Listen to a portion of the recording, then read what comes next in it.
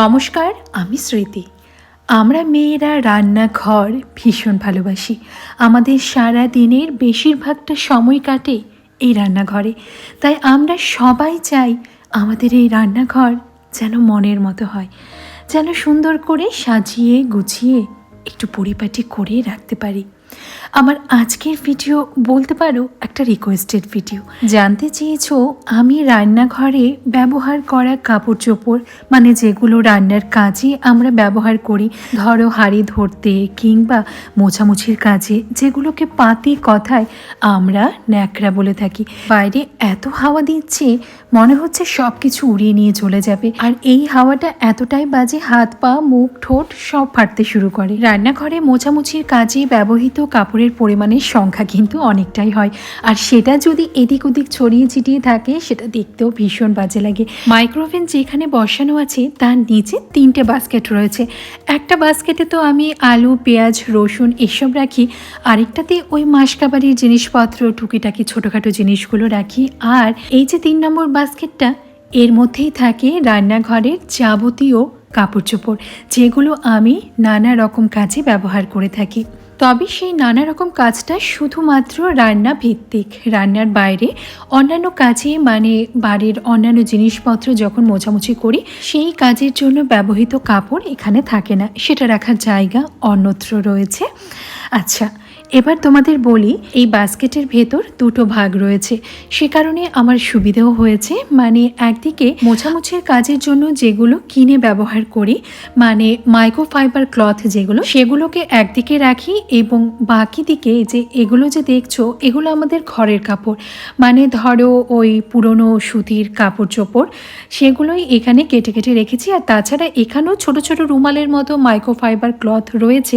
আসলে আমি আমার সুবিধা মতো জায়গাটাকে গুছিয়ে রেখেছি, মানে কোন দিকে কিভাবে কোনটা রাখলে আমার সুবিধা হবে।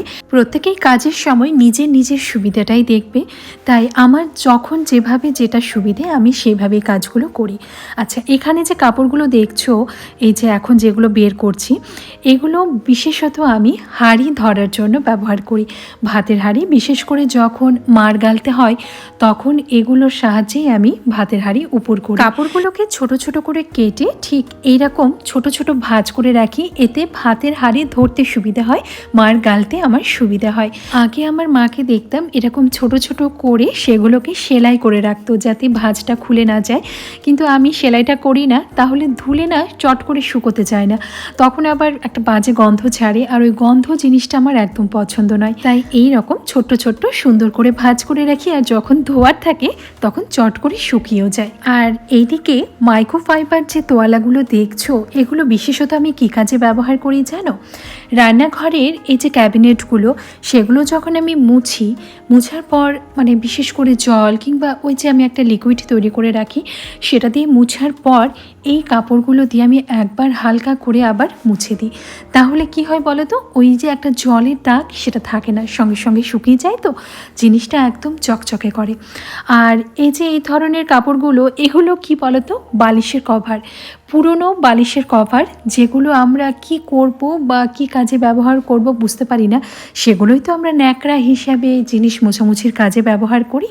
তো সেই বালিশের কভারগুলো, এটা আমার কি কাজে লাগে, এগুলো দিয়ে আমি ওই যে যখন আমি স্ল্যাপের মধ্যে, মানে রান্নাঘরের কাউন্টার টপে যখন আমি কিছু কাটাকাটির কাজ করি, বটিটা বিছিয়ে তার নিচে এই বালিশের কভারগুলো আমি পেতে দিই, এবং এতে কি হয়, কাউন্টার টপের সাইজের রয়েছে, তো বালিশের কভারগুলো অনেক বড় হয়, কাউন্টার টপের ঠিক সাইজ নিয়েছে, এবং তার ফলে পুরো কাউন্টার টপটা ঢাকা থাকে এবং আমার কাটতে সুবিধা হয়। আর তাছাড়া তোমরা তো দেখেইছো আমি যখন কাটাকাটির কাজ করি বটির নিচে এগুলো পাতা থাকে। তাছাড়াও রুটি করার সময় যখন রুটি বেলি তখন দেখবে চারিদিকে অনেক আটা ছড়িয়ে থাকে, সেই আটাগুলো কাউন্টার টপকে একদম নোংরা করে রাখে, সেটা যাতে না হয় সেই কারণে আমি রুটি বেলার সময়ও এই কাপড়গুলো ব্যবহার করি। আর এই যে ছোট ছোট মাইক্রোফাইবার রুমালগুলো, এগুলোর কোনোটা দিয়ে আমি ডাইনিং টেবিল পরিষ্কার করি, কোনোটা মাইক্রোওভেন মোছার কাজে ব্যবহার করি। এরকম প্রত্যেকটা আলাদা আলাদা কাজের জন্য আলাদা আলাদা কাপড় আমার কাছে রয়েছে, এবং যেহেতু আমি কাজগুলো করি আমি জানি কোনটা দিয়ে কি মোছামুছির কাজ করি। প্রত্যেকটা কাপড় যেহেতু রান্নার কাজে ব্যবহৃত হয়, তাই হলুদ মশলার ছিটেছাটা তো পড়েই থাকে, সেগুলোকে পরিষ্কার করে ধুয়ে একটু সুন্দর করে ভাঁজ করে গুছিয়ে রাখলেই জায়গাটাও দেখতে দেখতে ভালো লাগে। রান্নাঘর মানেই জলের কাজ, আর আমরা অন্তত 100 বারের উপরে হাত ধুই, সেই জন্য একটা তোয়ালা তো থাকা ভীষণ দরকার। এই যে আমার সিঙ্ক, তার ঠিক উপরেই আমি রেখেছি একটা তোয়ালাটা রাখার জন্য যেহেতু আমার কোনো ব্যবস্থা নেই, সেই জন্য ব্যবস্থাটা নিজেকেই করে নিতে হয়েছে। একটা স্টিকি হুক আমি লাগিয়ে দিয়েছি, আর তার মধ্যে তোয়ালাটা ঠিক এইভাবে ঝুলে রয়েছে। দেখতে কোনো খারাপ লাগছে না, আর আমার কাজটাও হয়ে যাচ্ছে। এবার আমাদের রান্নাঘরে এমন একটা কাপড় কিন্তু সবারই থাকে, যেটা সব সময় ভেজা থাকে, যেটা দিয়ে আমরা গ্যাস মোছামুছির কাজ করি, কাউন্টার টপ পরিষ্কার করি। এমনকি ধরো কিছু একটা রান্না করছি, সঙ্গে সঙ্গে সেই ভেজা কাপড়টা দিয়ে ওই তেল মশলার ছিটেগুলো মুছে দেওয়া, কিংবা কেউ জল খেলো কাউন্টার টপে জল পড়ে আছে সেটা মুছে দেওয়া। সেই জন্য রান্নাঘরে একটা কাপড় সবারই থাকে, যেটা সবসময় ভেজা থাকে। আর সেই ভেজা কাপড়টা বারবার তো বাইরে মেলতে যাওয়া সম্ভব নয়, কারণ এই কাপড় এমনই যেটা আমাদের মিনিটে মিনিটে প্রয়োজন। আবার সেটা দলা পাকিয়েও রাখা যাবে না, তাহলে বাজে গন্ধ বেরোবে, তাছাড়া দেখতেও তো খারাপ লাগে বলো। সেই জন্য আমি কি করি, বাসন মেজে ধুয়ে যেখানে উপর দিই সেই বাস্কেটের এই যে রডটা, সেখানে আমি এটা রেখে দিই। এটা আমার একদম হাতের কাছে, তাই কাজের কোনো অসুবিধা হয় না, আর এইভাবে রাখলে দেখতেও অতটা খারাপ লাগছে না। শুধু তো জিনিসটা রাখলে হবে না বলো, জিনিসটা কিভাবে রাখলে আমার কাজের সুবিধা হবে সেটা তো আমাকেই দেখতে হবে। আচ্ছা, রান্নাঘরে আমার যে জানালাটা, সেটা আমার রান্নাঘরকে সুন্দর করে গুছিয়ে রাখার জন্য অনেকটাই সাহায্য করে।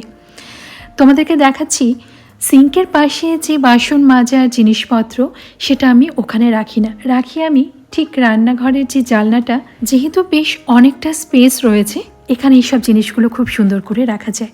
খাবার খাওয়ার পর সেই এঁঠো জায়গা মোছার জন্য একটা কাপড় কিন্তু আমরা ব্যবহার করি, আর সেই কাপড়টা এদিক ওদিক কোথায় রাখা যায় বলো তো? কোথায় কি রাখবো এই জন্য কিন্তু বুদ্ধি খাটাতে হয় প্রচুর। এই যে রান্নাঘরের জানলার ঠিক পেছনটাতে একটা এরকম জায়গা রয়েছে, যেখানে আমি সেই স্টিকি হুকগুলো লাগিয়েছি। কাচের ঠিক পাশেই এই চওড়া মতো জায়গাটায় স্টিকি হুকটা আটকে গেছে, এবং সেখানে আমি এই কাপড়টা রেখে দিই ঠিক এইভাবে ঝুলিয়ে। যেহেতু জানলায় রোদ আসে, সেই জন্য এই কাপড়টা কোনো সময় ভেজা থাকে না। আর এই জিনিসটা দেখাতে আমাকে কোথায় উঠতে হয়েছে দেখো। যেটা বলছিলাম, যেহেতু এই জানলাতে রোদ আসে, সেই জন্য এই কাপড়টা কিন্তু শুকিয়ে যায়, তাই গন্ধ হয়ে যাওয়ার কোনো ব্যাপার থাকে না। আর যখন এটি মোছার কাজে ব্যবহার করি, তখন নিতে কোনো অসুবিধা হয় না। তোমরা দেখতেই পেলে খুব ইজিলি আমার হাতটা চলে যায়, এঁঠোকাটা মুছে আবার ভালো করে ধুয়ে জায়গা মতো রেখে দিই। বাইরে থেকে দেখাও যায় না, আবার কাপড়টা আমার হাতের কাছেও থাকছে, ফলে আমার কাজেরও সুবিধে। সব কিছু তো খালি গুছিয়ে রাখলেই হলো না, এমনভাবে গুছাতে হবে যাতে আমার কাজের সুবিধা হয়। যে কাজের জন্য যে জিনিসটা আমি ব্যবহার করব বা ব্যবহার করছি, সেটা যদি কাজের সময় আমি আমার সুবিধা মতো না পাই, তাহলে দেখবে কাজে কিন্তু বিরক্ত লাগে। তাই জিনিস গুছানোর সময় এমনভাবে গুছাতে হবে যাতে আমি কাজে জিনিসটাকে সুবিধা মতো ব্যবহার করতে পারি। আচ্ছা, এই ক্যাবিনেটের ভেতরে আমার সিলিন্ডার রয়েছে, আর সেখানে একটা বাস্কেটের মধ্যে আমি এইরকম একটা দড়ি বা যাই বলো না কেন বেঁধে রেখেছি, এবং এর মধ্যে যে কাপড়গুলো দেখছো সেগুলো আমি আজকের রান্নার কাজে ব্যবহার করেছি। প্রতিদিনেরটা তো প্রতিদিন রান্নার কাজে ব্যবহার করার পর ধুয়ে দিই, তো আজকে দুপুরে রান্না করার পর আমি রাতেও তো রান্না করব, তখন এগুলো আবার কাজে লাগবে ব্যবহার করার জন্য। আর সেই জন্য এগুলো আমি এই বাস্কেটে রাখি। যেহেতু এগুলো সকালে রান্নার কাজে ব্যবহার হয়েছে, তাই এগুলো আলাদা করে আমি রাখি। প্রতিদিন মানে আজকে রাতে যেটা হয়ে গেল, কালকে সকালে এগুলো আমি আবার ধুয়ে দেব। এই যে দেখো হাঁড়ি ধরার কাপড়, তাছাড়া আরও যা রয়েছে এগুলো আমি কালকে ধোবো। আজকে রাতে রান্নার পর মানে আজকে রাতে এগুলোই ব্যবহার হবে। কালকে যখন রান্না করব, তখন ওই যে মাইক্রোওভেনের নিচে বাস্কেটগুলো, সেখান থেকে নতুন কাপড় বের করব। আর যেহেতু এগুলোতে রান্নাবান্না হয়েছে, তেল মশলার ছিটে পড়েছে, তাই এগুলো আমি আলাদা রাখি, ধোয়া কাপড় চোপড়ের সাথে মিশিয়ে রাখি। এটা আমি বাস্কেটের মধ্যে দড়ি লাগিয়ে নিজেই তৈরি করেছি, কিন্তু এরকম অর্গানাইজার অনলাইনে অনেক পাওয়া যায়, তোমরা চাইলে কিন্তু সেগুলো কিনে নিতেই পারো। আর এর ভেতরে যেহেতু স্পেস অনেকটাই রয়েছে, সেই জন্য এই বাস্কেটটা কোথাও আটকে যায় না, রাখতে আমার কাপড় চোপড় সুবিধেই হয়। এই তো গেল আমি কিভাবে রান্নাঘরে ব্যবহার করা কাপড় চোপড় গুছিয়ে রাখি বা কোথায় রাখি। আশা করি বন্ধু তুমি একটু হলেও আইডিয়া পেয়েছো যে কোথায় কিভাবে রাখা যেতে পারে, আর বাকিটা তুমি বুদ্ধিমতী, নিজে সুন্দর করে গুছিয়ে নিতে পারবে। সবাই ভালো থেকো, সুস্থ থেকো, আসি।